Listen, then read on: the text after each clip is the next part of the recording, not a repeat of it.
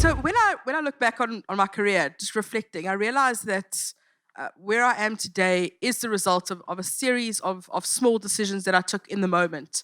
Because often when you're, on radio, you're going live, you're in a pressure situation, you make split second decisions. And when I look back, I would have been just a regular reporter, and would have been fine. But if I look at the decisions that I made in the moment, I think that's what got me to where I am today. And that's when you see like the door cracking open slightly and you just smash it down with your foot and walk through, where you just say, I'm taking this opportunity.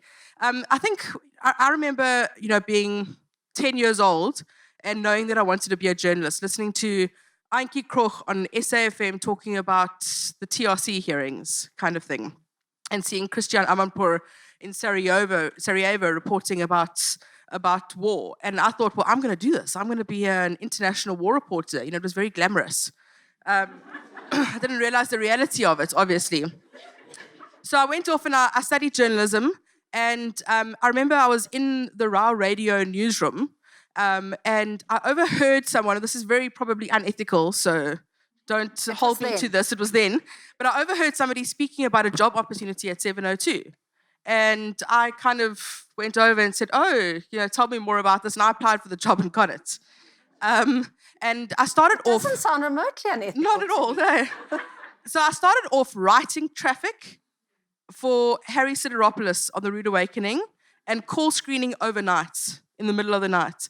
And I just wanted to get my foot in the door. I would do anything to get my foot in the door. And for a year, I wrote traffic bulletins because that's what I had to do. And then I begged Katie Katapodis for a job. And eventually, after a year of begging, she relented. And she sent me out on my first story, which was about water shortages in Houghton. I mean, not a lot can go wrong with a story about water shortages in Houghton. So I was going door to door. I was going door to door interviewing people about water shortages. And I was outside, funny enough, Greg Blank's house in Houghton, like this beautiful mansion. And these guys pulled up and pulled a gun on me and wanted the keys to the car that was parked on the road. And I had a 702 microphone on me, and for some reason I hit record.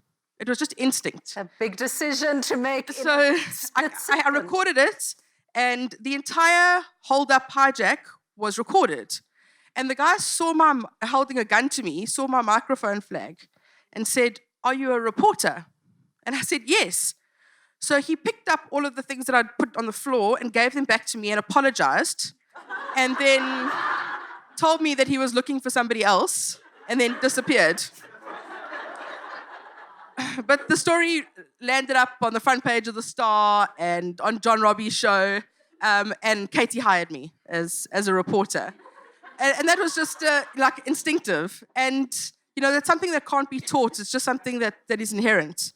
And for the rest of my career, in that newsroom, I was always the first person to stick up my hand to rush out to a protest or a crime scene or whatever it was. I wanted to be the first person there.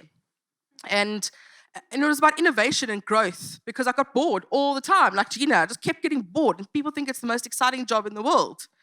So, for example, I was sitting in the Kebble trial and Twitter had just started. People were just starting to hear about Twitter. And I sent Katie a message and I said, hey, maybe we should try and live tweet a trial. No one's ever done it before.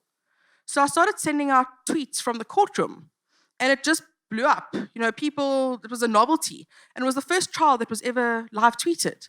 And you look at Twitter today in South Africa and it's like this mad, volatile, toxic place where everything gets tweeted ad nauseum.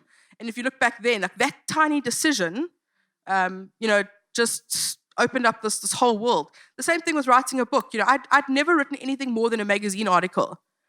Literally one magazine article. And I went to Jenny Chris Williams and I said, I want to write a book.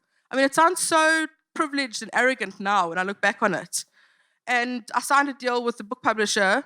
3 months later, I'd finished a book and I was very lucky. It sold 100,000 copies. I was very lucky, but it's about taking opportunities and those decisions as well.